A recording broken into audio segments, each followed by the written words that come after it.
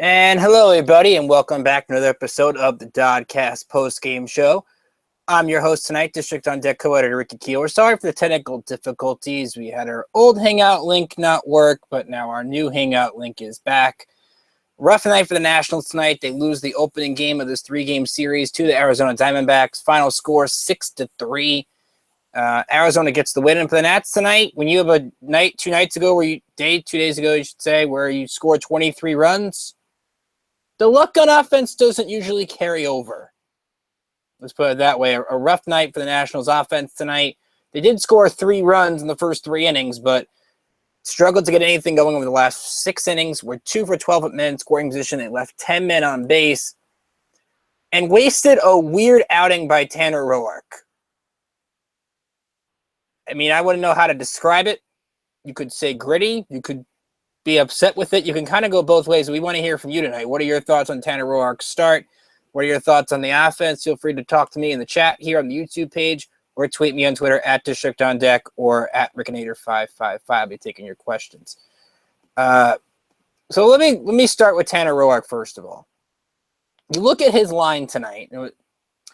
6 innings, 4 runs, 6 hits, 8 strikeouts, 2 walks, but he throws a career-high 125 pitches, 77 for strikes.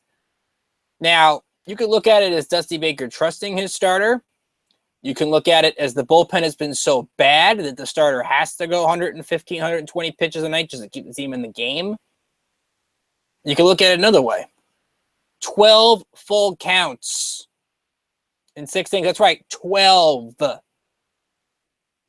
That's a crazy number. He had 33 pitches in the first inning and a full count to every batter. It was amazing that it was only 1-0 in the first inning. So you've had the last 2 starts for Roark as he gets his first loss tonight, where he has to go over 100 pitches in 5 innings against Colorado, and now he needs to go over 120 to get through 6. Now you can look at it as a gritty start. I heard FP say that. And I could agree, he did not have his best stuff tonight. His command was off. But I would look at it right now as I think Tanner Roark was underwhelmed this year, to be honest. I know he had a career-high 8 Ks tonight. But this is not the same guy that last year that had the great command that would be so economical with his pitches. This hasn't been that guy this year. You look at the big 4 in this rotation with Scherzer, Strasburg, Gio, and Roark, you could argue Roark's been the worst. Now, he hasn't been horrible, but he's been average. He's been average. That's really all you can expect. Arizona's big inning against them. 2 home runs in the 4th inning, one by Jake Lamb, who's been crushing the ball, and one by Chris Herman, the catcher, a 2-run shot in the 4th. That's the three of the 4 runs against him. The other one, a Paul Goldschmidt RBI single after Roark made a throwing error on a pickoff attempt against A.J. Pollock. So all in all, I think you can take good things from this start. I think you can take bad things from this start. And Chris, who's our resident D-backs expert, also writes for us here, says they tied MLB record for consecutive games with 11 or more strikeouts, as was their 8th straight occurrence. Very interesting. So Roark takes the loss here. Taijuan Walker didn't fare any better, folks. I mean, this game tonight, I was always wondering what pitcher would come out first. It ended up being Walker. 4 2/3, 3 runs, 5 hits, 6 strikeouts, 5 walks, 117 pitches, 61 strikes. And you saw Torey Lovell was trying to do everything possible to get him through the 5th inning and get him a win. And he kept getting 3-ball counts and everybody in that 5th inning. Eventually, he walked Murphy. And Lovell went to T.J. McFarland, who got Anthony Rendon. Give the Diamondbacks bullpen a lot of credit. Over the last 4 1/3, only gave up 2 hits and struck out 5 between McFarland, Hoover, De La Rosa, and Fernando Rodney, a 1-2-3-9 to get the save. So not used to seeing a lack of dramatics from Rodney. He usually makes things interesting, but tonight he did not. Nats did get on the board early, and I thought they did a good job of it. Trey Turner got a double to start the game.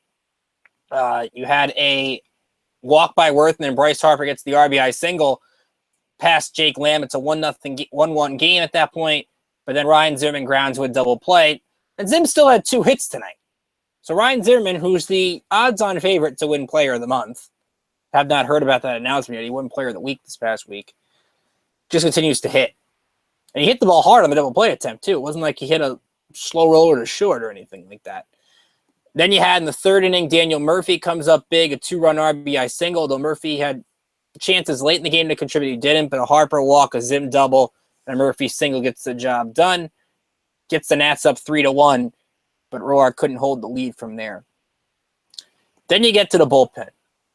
And I'm struggling to come up with words for this bullpen. You have Blake Trinan comes in after the 6th inning. Those 2 innings, much better in the 8th. But you look at the 7th inning. Nick Ahmed, a base hit. Gets a break on a first pitch strike on Descalso and hits him with the next pitch. And then Chris Owings hits a base hit. So Blake Trinan's appeared in, I put the stat on District on Dick earlier. 14 games. He's given up a run in 7 of them. That's not good enough. And I understand he relies so much on his sinker to get double plays. And he got a big one on Goldschmidt in the 7th just to keep it at 5-3. But at some point, can Blake Trinan get through a couple of clean outings here? The Nats need him right now. Coda Glover might be coming back this weekend, as Dusty told the media today. Coda's feeling good. But they need Trinan to actually contribute this year. And he has been a huge disappointment in the first month of the season. And then that carried into the 9th with Joe Blanton. Gives up a leadoff pinch hit home run to Jeremy Hazelbaker. And now you got Blanton, who's appeared in 12 games, and he's given up a run in 7 of them. Like, this Nats bullpen keeps giving up home runs. They rarely have clean innings. The only guys that seem to have clean innings lately are Oliver Perez and Matt Albers. That's it. And you see Mike Rizzo constantly say he's got faith in this bullpen. You're getting to a point where if this keeps continuing, you're going to have to make changes. You would have to. Now, they're shorthanded tonight because of the decision to send down Joe Ross and bring up A.J. Cole. But A.J. Cole has to serve a 3-game suspension, so you're basically playing a man down for this entire series. And that's not an ideal situation to be in, which is probably why Roark had to go 6 innings tonight. He had to get through that last inning because Dusty couldn't afford to have him only go 5. So you kind of put yourself right in a bad spot out of the gate. And that's what kind of hurt them. And then also what's been surprising, teams are running on the Nats this year, and they're running pretty frequently. That's 4 stolen bases tonight, and none of them even drew a throw. We had a double steal in the 9th inning where Lobaton didn't throw the ball.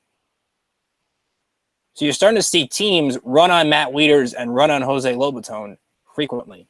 And the difference between last year with Wieters and Ramos is Wilson Ramos would throw runners out. You would kind of halt the running game with Ramos. You don't feel that way with Wieters right now. You look up and down the line, though, at this offense, and Chris says, time to bring up the kids from the farm. I don't know if we're there yet. Because you have the guy I would probably most likely bring up be Austin Adams, but he walks a lot of guys in addition to striking out a lot of guys at Syracuse. You have Rafael Martin. Joe Nathan has struggled at times. I don't think we're at that point yet, but we're maybe a couple of weeks away from getting to that point. We want to try to 2 or 3. My guess. I don't have any inside knowledge. That's just my guess on that one. I like to look at the pitch, like who sees the certain amount of pitches. A lot of big numbers tonight. Paul Goldschmidt saw 31 pitches in 5 at bats. Pretty big number there. On the Nats side, top of the order, Turner 23, Worth 28, Harper 27. About Michael Taylor seeing 19 tonight. But I thought the big situation where the Nats could have came back was in the 8th inning. They got the first 2 runners on an Anthony Rendon walk, a Michael Taylor base hit, and I thought Taylor had some great at-bats tonight. Jose Lobaton comes up, and you could argue, where's Matt Wieters? Matt Wieters is under the weather. You're probably not – if Matt Wieters was able to play, we know Dusty Baker has used Wieters a lot in pinch hit situations when he gets days off. So the fact that Lobaton's in there in a clutch situation shows you Matt Wieters was not ready to play. So Lobaton tries to get the bunt down. Excellent play by Goldschmidt. Gets the lead runner at third. Should have got the double play, but the throw was dropped at first base. Chris Heisey strikes out the pinch hit roll, and Trey Turner flies out to right. And when he got to that point, you knew the Nats were probably not winning this game.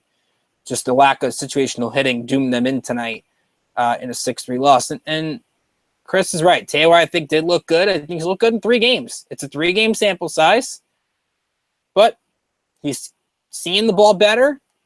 The strikeouts are kind of down. I've liked what I've seen. I just want to see more from Taylor.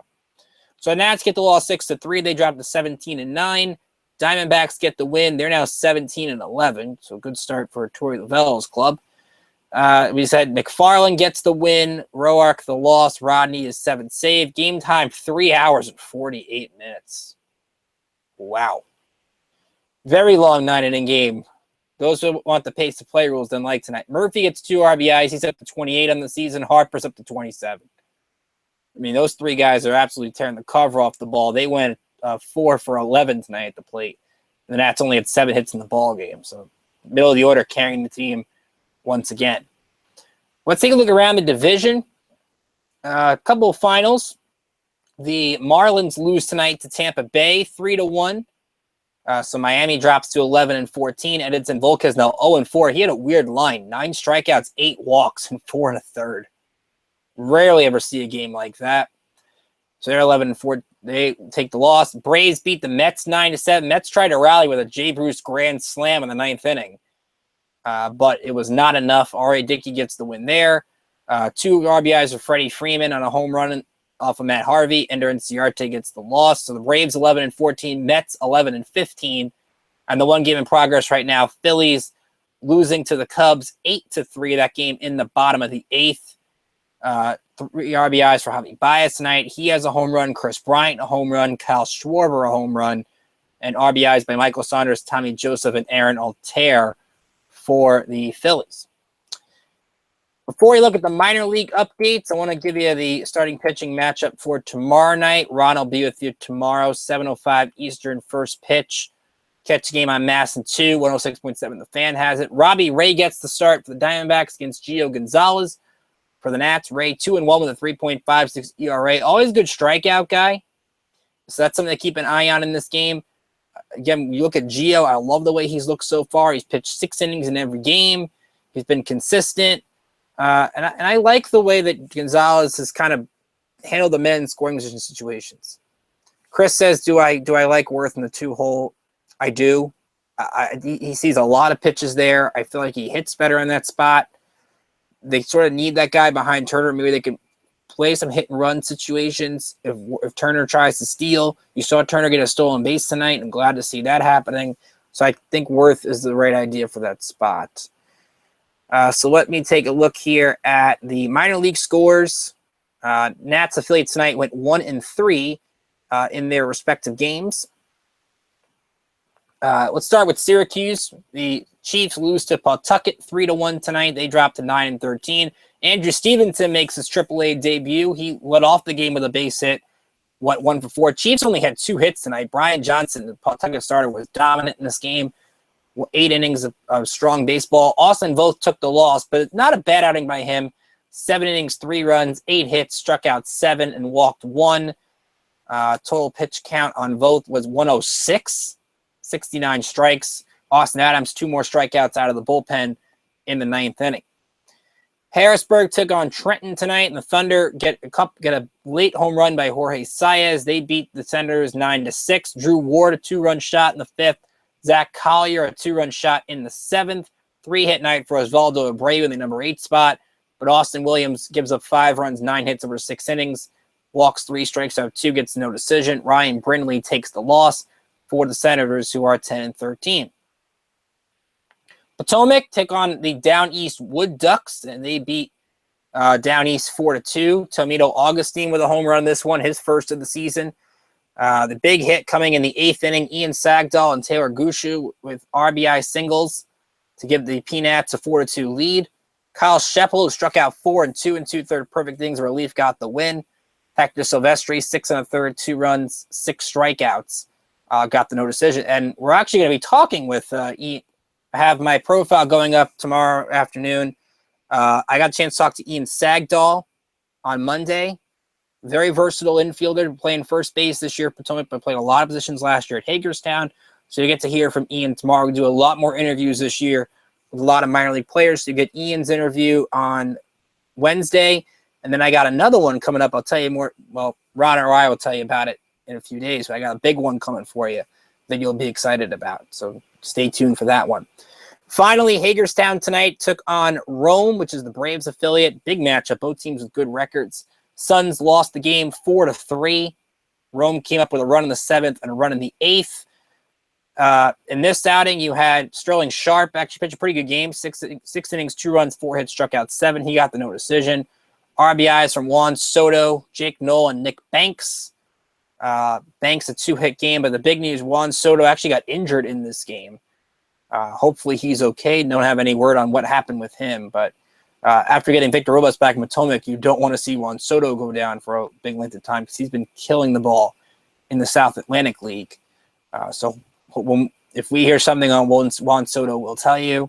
But right now, he got injured, I think, tonight in the 6th, and then left the game. Suns scored all 3 of the runs in that inning. So something to keep an eye on over the next few days in the minor league system. So again, Nationals take the loss tonight, 6-3. Let's end with one more question from Chris. Would you be comfortable giving up? What would you be comfortable giving up to get Kelvin Herrera and Lorenzo Cain? A lot of people have from the Royals. A lot of people have asked me this the last couple of days. I don't think you can make a deal for both. Unless you want to really deplete the farm system, I don't think you're getting both. And right now, if I had to choose between the two, I'm going with Herrera. Even though Herrera costs you the extra year of control, and maybe you get a little bit more because of that extra year, the Nats desperately need some bullpen help. I think they're okay in center field right now. I don't think there's a need for it. You've got Taylor, you've got Bautista, you've got even Stevenson maybe later down the road if he hits the ball well in Syracuse. Maybe he comes up and helps out. But I'm not in a position to be desperate for a center fielder. If I'm the Nats, if I'm them, I'm desperate for bullpen. I think the guy you'd have to be able to get between the two is Herrera because he strikes out guys. They just don't have any guys in the pen right now that can get the strikeouts consistently. So that's something to keep an eye. And he says, what if I can sign Cain to an extension? I don't think you'll be able to. I mean, I think there will be a team out there that has more in the farm system that gives up more and will be okay with having Cain for the year. So that's a big problem there. So let me give you some injury updates on what's going on. Dusty talked to the media today. Coda Glover's feeling a little bit better, which is good. He's supposed to come off the DL this weekend. We'll see if that ends up happening. They could use his arm in the pen again. Stephen Drew was taking grounders today. Hopefully he gets back soon. Probably has to go on a rehab assignment, so keep an eye on Stephen Drew. Sammy Solis still feeling that nerve inflammation. So still going to be a while before he comes back. So that's really your injury news. Matt Wieters out tonight was feeling sick. I would think if he's feeling better tomorrow, he'll be in the lineup for Gio because that's really been his personal catcher this year. Follow us on Twitter at District on Deck. Follow me on Twitter at Originator555. Like us on Facebook. We got great stuff going on there. Subscribe to the channel. Always good stuff there. You'll find our interviews there. Again, my interview with Ian Sagdahl goes out tomorrow. So you can check that out on the website. We'll also post it here as a video. Ron does a great job editing those. We have Chris Lacey, who wrote us 5 to watch. Chris is our Diamondbacks guy. He's huge on those things. So Chris wrote about some players there. And Chris is actually going to be joining Ron tomorrow night on the postgame. So you get a duo postgame show. So after Robbie Ray takes on Gio Gonzalez, come back here to the DoDcast, and Ron and Chris will talk about it. So a lot of fun there. Ron has more in the Joe Ross emotion, which I agree with. To me, Ross had to go. Joe Ross needs to get his confidence back. None of his pitches have been working. He's not giving the team length in games. Cole was a questionable one. He has not pitched well in AAA this year, but they need an arm. I like Jacob Turner, though, in the rotation. Looked well against Colorado. If they don't need him the next couple of days, I think Saturday he'll get the start against Philadelphia, and he deserves a second shot. I mean, he pitched well in a really tough pitching environment. So Turner deserves the start. Joe Ross needs to go down there and get his confidence back and get his pitches back in the right mind because, like Dusty said today, they need Joe Ross. Otherwise, I think if Ross continues to struggle, you're looking at Eric Fetty can somehow get up here in the second half of the season. Even Fetty had a rough game last night in Trenton where he didn't get out of the 4th inning. So I don't think Fetty is nowhere near ready yet, as talented as he is. I have more on the Andrew Stevenson promotion. Ron gave out his report card for April. I also did a cool story Thanks to the media, by the way, does a great job gathering these quotes. Couldn't do this article without them. I want to say that out front. I did my top 5 Dusty Baker quotes for the month of April. So if you guys see a good Dusty Baker quote this month, feel free to send it to me or send it to us, District on Deck, and we'll try to figure out what Dusty quote is the best each month. Maybe at the end of the year, we'll put all of them together and see what the best Dusty quote of the year is. A lot of tough ones. I remember I'm narrowing it down to 5 here. Dusty says a lot of funny things, a lot of interesting things. So far, none have made it in May's countdown yet, but I'm sure May's a long month. We'll find some cool quotes from May from Dusty. So that's what we got going on tonight. Thanks for joining in. Of course, tough night for the Wizards. They lost in overtime to the Celtics. They're down 2-0. I understand a lot of you are probably watching that game tonight. So follow Wizard of Oz. I don't think the Wizards are done yet, but tough way to lose both games on the road. Caps and Penguins game 4 tomorrow night. Follow Stars and Sticks. Huge game for the Capitals. They won last night in overtime. So DC sports in full swing. I think there's a chance coming up next week that if, let's say, the Caps go 7 or something like that, that all 3 play in one night, which would be fantastic. So, again, thanks for joining in. Diamondbacks get the win 6-3. Ron and Chris will be with you tomorrow. I'll be back with you Friday night when the Nats open up in Philadelphia. I think Strasburg gets that start. So we'll have more on that on Friday. Catch my interview, though, tomorrow with Ian Sagdahl, who got the game-winning hit over down east tonight. So, again, thanks to everybody for joining in. For Ron, Jack, for our entire team, I'm Ricky Keeler saying enjoy the rest of your night, rest of your afternoon. And Ron and Chris will see you back here tomorrow night.